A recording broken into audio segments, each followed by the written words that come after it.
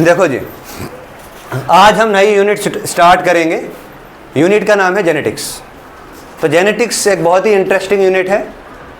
अब जेनेटिक्स पे सीरीज चलेगी आज से। तो आज हम बेसिक पार्ट जो जेनेटिक्स का है कोशिश करेंगे उसको समझने की। तो शुरू करते हैं हम जेनेटिक्स से। देखिए जेनेटिक्स क्या है। सबसे पहले it is a branch of biology.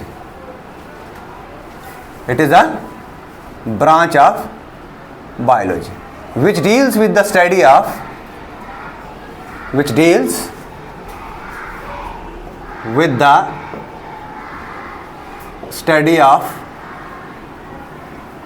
heredity and variations। क्या है जेनेटिक्स? यह बायोलॉजी की एक ऐसी ब्रांच है जहां पे हम दो चीजों को स्टडी करते हैं, हेरिडिटी और वेरिएशंस को। ये तो आ गई इसकी ओल्ड डेफिनेशन। सबसे पहले जेनेटिक्स को समझने से पहले इन दो वर्ड्स को समझना जरूरी है। एक वर्ड है हेरिडिटी और दूसरा वर्ड है बेटा वेरिएशंस। देखो what is heredity? Heredity word क्या है? सबसे पहले ये वर्ड हेरिडिटी वर्ड जो है ये लैटिन वर्ड से आया है। हेरिडिटस लैटिन वर्ड से आया है हेरिडेटस। इस हेरिडेटस का मतलब क्या है? इस हेरिडेटस का मतलब है हेयरशिप। इस हेरिडेटस का मतलब क्या है? इसका मतलब है हेयरशिप। अब इस हेयरशिप का क्या मीनिंग होता है? इस हेयरशिप का मीनिंग होता है ट्रांसमिशन ऑफ कैरेक्टर। इस हेयरशिप का मतलब क्या होता है? Transmission of characters from one generation to another or next, from parents to their offsprings या from parents to their progenies। अब देखो जब कैरेक्टर ट्रांसफर हो रहा है, एक जनरेशन से दूसरी जनरेशन में जब कैरेक्टर ट्रांसफर हो रहा है तो कैरेक्टर ट्रांसफर करते टाइम जीन लेवल पे चेंज आएगा। जब हम चेंज देखेंगे स्पीशीज लेवल पे तो उस टाइम हम उसको कहेंगे वेरिएशंस। क्या कहेंगे उसे हम कहेंगे वेरिएशन। तो what is variation? Variation is basically variation क्या है? Basically a change in the genotype of an organism in a species level, उससे हम कहेंगे वेरिएशन। तो क्लियर है ये चीज? आप देखो ये जो जेनेटिक्स है, दिस जेनेटिक्स, अगर हम इसकी एक्चुअल डेफिनेशन पे आएंगे जेनेटिक्स पे, सबसे पहले जेनेटिक्स का मतलब क्या है? जेनेटिक्स का मतलब है जीनो। GENMO। ये जीनमो का मतलब होता है गिव बर्थ। अब देखो ये जो जेनेटिक्स है इसकी अब हम देखेंगे मॉडर्न डेफिनेशन क्या रहेगा जेनेटिक्स का। इसका मॉडर्न डेफिनेशन क्या रहेगा? ठीक है, यहां तक ये क्लियर है? यहां तक क्लियर है सब? अब हम इसकी मॉडर्न डेफिनेशन देखेंगे। जेनेटिक्स की मॉडर्न डेफिनेशन क्या है? देखो जेनेटिक्स क्या है? It is a scientific study of, genetics क्या है? It is a scientific study of heredity. It is a scientific study of heredity and variations। ये scientific study है heredity, variations and environmental factors।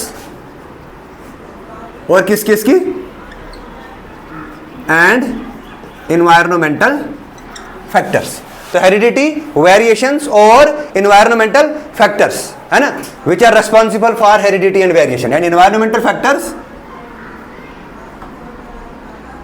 Responsible for it, इससे हम कहेंगे genetics. ठीक है ना? अब देखो यहां पे अलग अलग ब्रांचेस अब आएंगे जेनेटिक्स। देखिए जेनेटिक्स का वेल नोन पर्सनैलिटी है जिन्हें फादर ऑफ जेनेटिक्स कहते हैं, ग्रीगर John Mendel. Gregor John Mendel ने बताया था genetics is the branch of biology which deal with the study of heredity and variations. लेकिन नेचर में एनवायरमेंटल फैक्टर की वजह से भी जीन लेवल पे चेंज आता है। वो चीज़ हमें कब पता चली? जब म्यूटेशन पे स्टडी की गई। तब हमें पता चला। तो जेनेटिक्स में अगर हम बेस्ट वे में डिफाइन करेंगे तो it is a scientific study of heredity, variations and environmental factors responsible for it is known as genetics. इसे हम क्या कहते हैं? जेनेटिक्स। अब जेनेटिक्स में हम तीन चीजें पढ़ते हैं। अगर हम ब्रांचेस ऑफ जेनेटिक्स देखेंगे तो तीन ब्रांचेस में आती है genetics.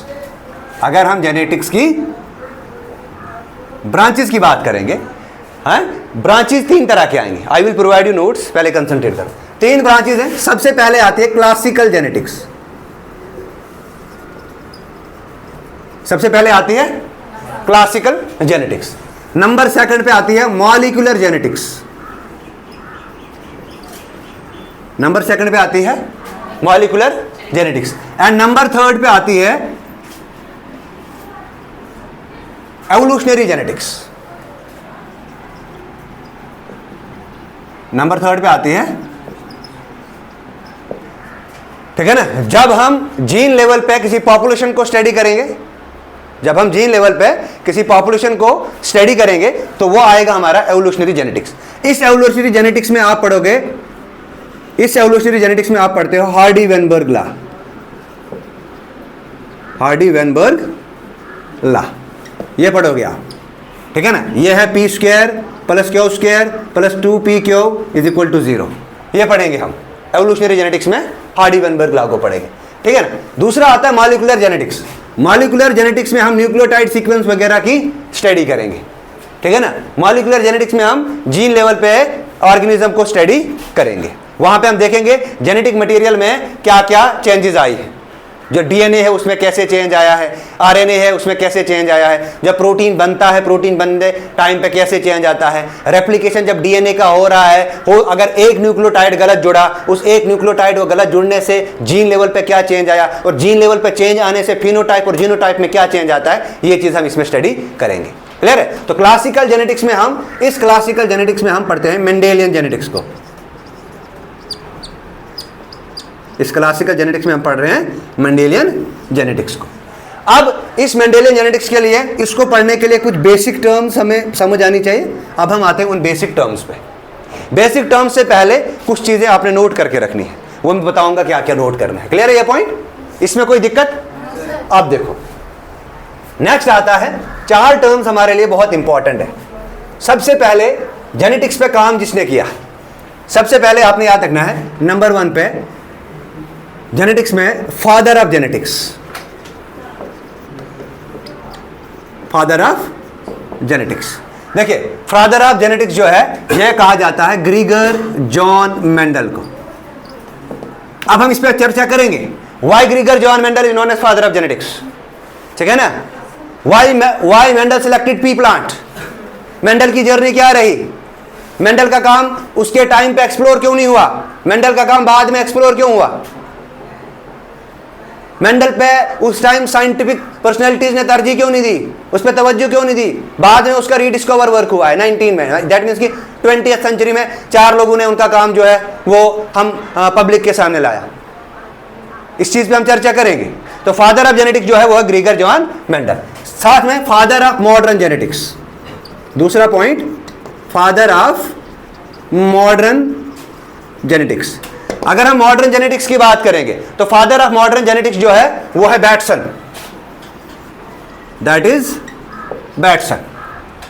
Next is third, father of experimental genetics, father of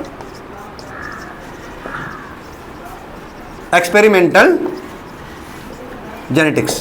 father of experimental genetics जो है वो है Morgan, Morgan experiment in Drosophila हम पढ़ेंगे, ठीक है ना।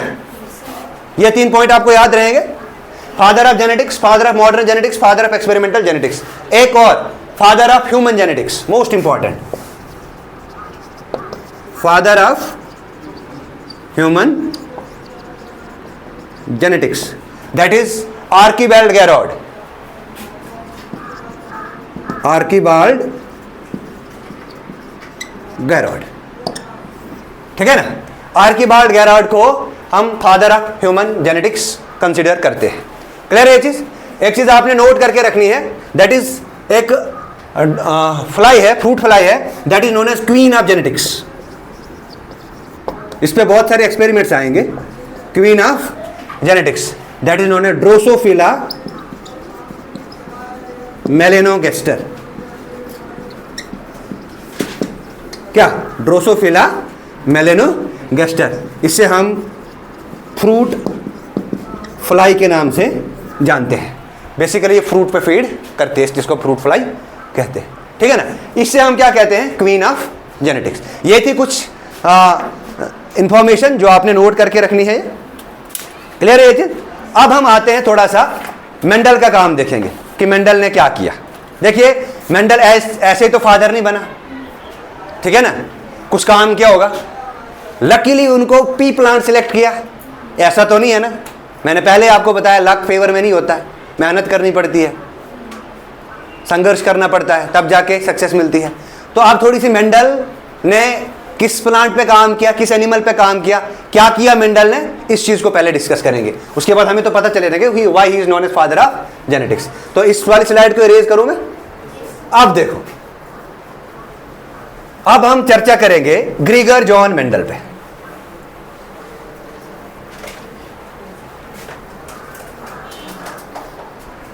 That is ग्रीगर John Mendel. सबसे पहले ग्रीगर जॉन मेंडल की आपने बर्थ रखनी है याद, 20 जुलाई 1822।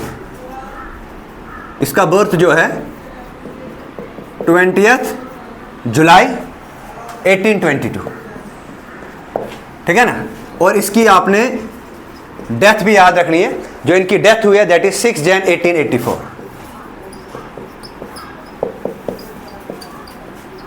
ठीक है ना। यह कुछ इसका इनका ड्यूरेशन रहा, इनका लाइफ स्पान रहा है, ये इनका कुछ लाइफ स्पान रहा है।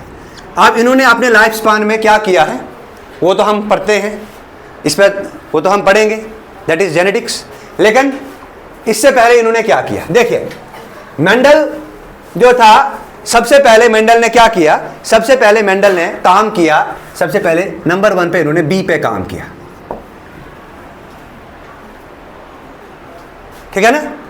बी पे काम किया यानी कि इन्होंने बी कीपिंग पे काम किया। कितने साल बी कीपिंग पे काम किया इन्होंने बी कीपिंग पे कम से कम 4 साल काम किया, 4 years। लेकिन बी कीपिंग पे इनको डिजायर रिजल्ट नहीं आया, बी कीपिंग पे इनको डिजायर रिजल्ट नहीं आया। व्हाई, क्यों नहीं आया भाई, क्यों? क्योंकि बी कीपिंग में जो बीज होती हैं इनमें होता है हैप्लोडिप्लॉइड सिस्टम, हैप्लोडिप्लॉइड सिस्टम होता है। अब ये हैप्लोडिप्लॉइड सिस्टम आप सेक्स डिटरमिनेशन पढ़ोगे, जब आप ह्यूमंस का पढ़ोगे, बीज का पढ़ोगे, वहां पे आपको अच्छे से समझ आएगा।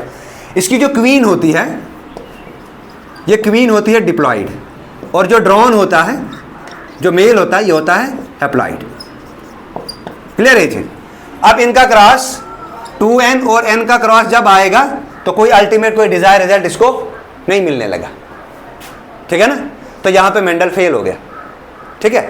इसके बाद इन्होंने क्या किया, नेक्स्ट दूसरा इन्होंने एक्सपेरिमेंट किया माइस पे। माइस पे इन्होंने एक्सपेरिमेंट किया, लगभग माइस पे इन्होंने 3 years काम किया, ऑलमोस्ट अप्रोक्सीमेटली 3 साल काम किया। लेकिन माइस पे जब इन्होंने काम शुरू किया तो रिलीजियस इश्यूज उठे, बहुत सारे रिलीजियस इशू उठे कि आप एनिमल सेक्स पे काम नहीं कर सकते हो, ठीक है ना। रिलीजियस इशू उठे, आप एनिमल सेक्स पे काम नहीं कर सकते हो, तो माइस पे भी इनका काम रोका गया। आल्दो माइस पे डिजायर्ड रिजल्ट्स आने लगे थे, माइस पे डिजायर्ड रिजल्ट्स आने लग गए थे, माइस पे डिजायर्ड रिजल्ट्स आने लग गए थे, लेकिन वहां की सोसाइटी ने इन्हें माइस पे काम करने से रोक दिया, ठीक है ना। उसके बाद इन्होंने क्या किया, उसके बाद इन्होंने अपना काम जो है फिर से प्लांट्स पे ले लिया। अब इन्होंने अब प्लांट पे, पहले तो एनिमल पे काम किया था इन्होंने, अब इन्होंने अपना काम जो है वो प्लांट्स पे शिफ्ट किया, ठीक है ना। तो पहला प्लांट जिन्होंने लिया वो था हॉकवीड। क्या था? हॉकवीड। इस हॉकवीड का अगर हम साइंटिफिक नाम देखेंगे तो इसका हिरेशियम, HIERACIUM। ये जो हॉकवीड था इस पे इन्होंने काम किया। कितने साल काम किया? ऑलमोस्ट 4 years, 3 to 4 years हॉकवीड पे काम किया। लेकिन मेंडल को ये पता नहीं था ये प्लांट क्या है। मेंडल ने जब देखा ये तो पॉलीप्लॉइड प्लांट है, ये तो पॉलीप्लॉइड प्लांट है। दूसरा ये एपोमिटिक प्लांट है, कल के टॉपिक में हमने एपोमिक्सिस पढ़ा था, ठीक है ना। अनफर्टिलाइज्ड एग से डेवलप होता है, या तो न्यूक्लियर की सेल्स रिस्पॉन्सिबल होगी या इंटीग्मेंट की सेल से ये बनेगा। तो हार्ट बीट पे भी इसमें प्रॉब्लम आई, तो यहां पे भी डिजायर्ड रिजल्ट नहीं आया, यहां पे भी मेंडल फेल हो गया, ठीक है। नाउ अब क्या हुआ, अब इन्होंने अपना काम जो है वो शिफ्ट किया पी प्लांट पे। अब इन्होंने अपना काम जो है वो शिफ्ट किया 4th नंबर पे, दैट इज पी प्लांट पे। अब देखो इस पी प्लांट में इन्होंने क्या किया, इस पी प्लांट में इन्होंने 34 वैरायटीज ली। कितनी ली? 34 वैरायटीज ऑफ पी प्लांट ली। अब इन्होंने 34 वैरायटीज ऑफ पी प्लांट ली। इस 34 वैरायटी से फाइनली इन्होंने एक वैरायटी को सिलेक्ट किया, मतलब सब पे काम किया। सब पे काम करने के बाद एक वैरायटी को इन्होंने सिलेक्ट किया, ठीक है ना। और ये जो सिलेक्ट की ये था पी, इस पी का नाम था पाइजियम सेटाइवम। पाइजियम सेटाइवम, ये जो पाइजियम सेटाइवम था इसमें 2n=14, इसमें क्रोमोसोम की 14 कॉपीज प्रेजेंट थी, ठीक है यहां तक। अब यहां पे सवाल उठता है why Mendel selected pea plant.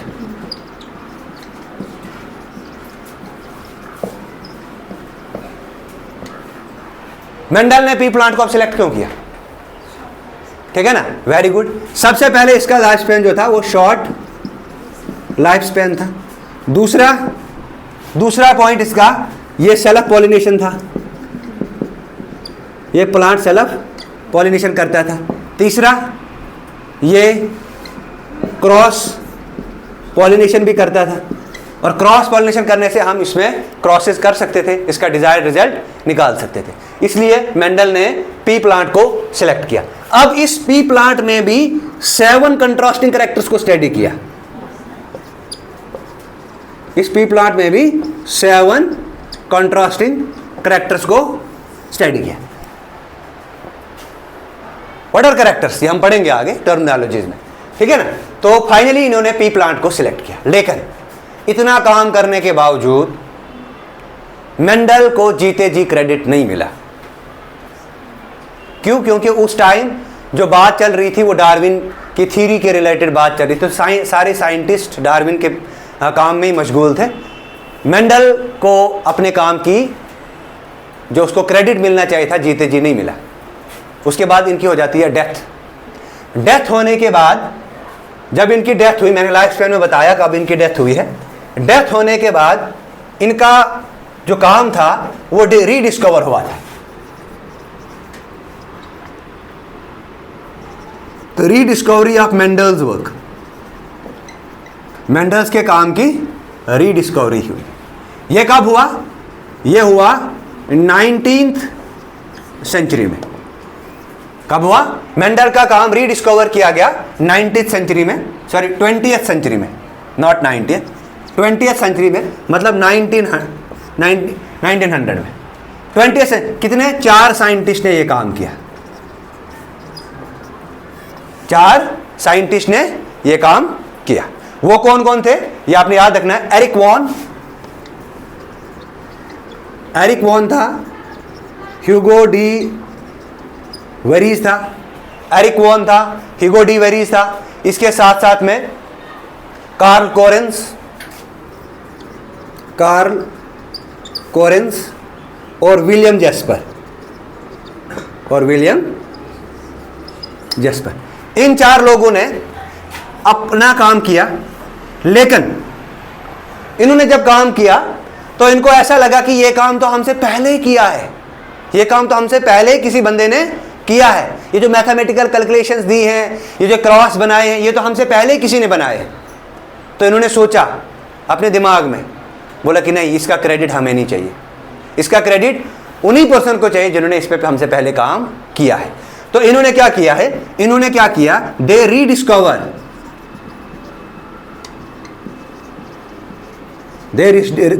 Rediscover Mendel's work, ठीक है ना। इन्होंने मेंडल्स के वर्क को रीडिस्कवर किया और एंड फॉर्मुलेटेड इनटू